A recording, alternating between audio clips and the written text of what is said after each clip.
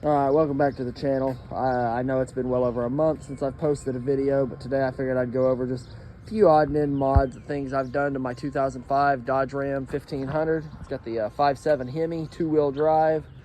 Again, these are just my preferential mods so far. Like I said, we'll get started. The wheels are OEM original to the truck. When my grandfather bought the truck in December of 2004, he had the wheels put on. Those are 22-inch SRT 10 Dodge Viper wheels. They are 305 45 R22. Got Toyo Proxies on the rear. And then I've got just Iron Man iMove Gen 2s on the front. I mean, nothing special, nothing too wild. Ignore the mess. I am going to have to detail the truck here, hopefully today, and I'll have a video on it. But it's got the power seat, which was an option. It's got the Hemi Sport package interior, so that's why all the seats are leather. They got the Hemi embroidered into it. She's only got 127,000 miles.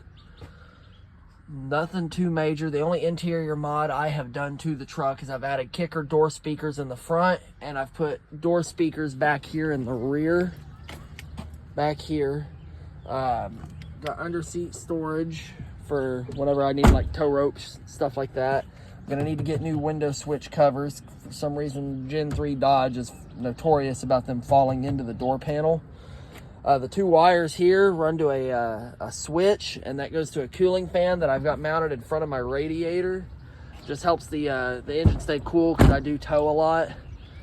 It's got a paint matched bed liner, which was put on in 2005, and for being 20 years old, it has held up phenomenal. It's got one dent in the back, left rear quarter. I am gonna have to eventually address that. Probably gonna need a new bumper.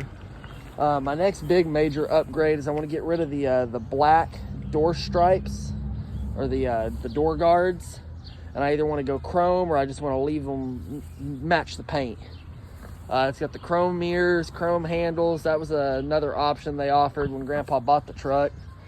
For the engine, I've done a aftermarket electric cooling fan, and it's just ran straight through the firewall up around the fender. I've got a K&N cold air intake. Other than that, I mean, it's a bone stock truck. Eventually, I'm going to do some hotter plugs, redo the wires. I'm going to get a heavy-duty alternator. Here, the last few days, I went and bought these. They're Acon halogen headlights, and these are so much brighter than the factory headlight. It uses two separate bulbs. You got a low bulb and a high beam bulb. That's your low, that's your high, and then the halo, I have to wire it in still. I plan on doing that sometime in the very near future. It all around makes the lighting brighter. Because the factory headlights that were on it were dog shit, in my opinion. The brights and the lows, you really couldn't tell much of a difference. I just put this in. My buddy came down from Vermont, White Blur ST, if you guys are into performance imports. He's got probably the fastest Ford Focus in not just the United States. I guarantee he's got one of the fastest Ford Focuses in the world. I have personally ridden in that car, and it scared the shit out of me. He helped me come down. When he was down, he came up. We threw this on. We left the bottom of the original air box in because it sucks colder air in here, and it goes straight into the filter. I'm going to have to come in and retighten that up, but it's got inside, you can't see it here, I don't think, but it's got a little sphere type deal in it that helps spin the air quicker going into the intake.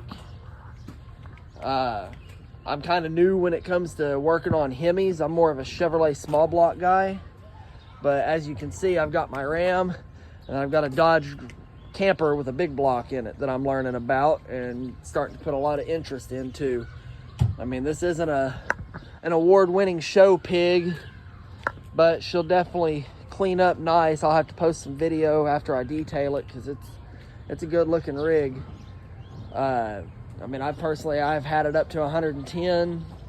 I've had to back out of it because, I mean, it takes a while to get there after about 85 miles an hour.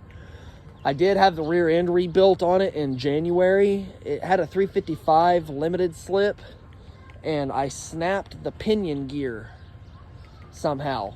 I was just cruising and went to pass a car on the interstate, and when I did, I heard a clunk, and it was like I had neutral in every gear. So I went with a Yukon off-road limited slip with a posi locker. It's a 355 ratio. I mean, it's a whole different truck with that new rear end, and I mean, even this cold air intake's done a lot for it. Woke it up more, got better throttle response. If you guys have any input, please put down in the comments what you think I ought to do to kind of change it up a little bit. I'm not wanting to make this a straight race truck, but I do want to make it to where I can pull up to a stoplight and have some punk ass kid in a Mustang get his damn doors blown off.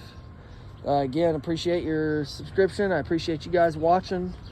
Please like and share.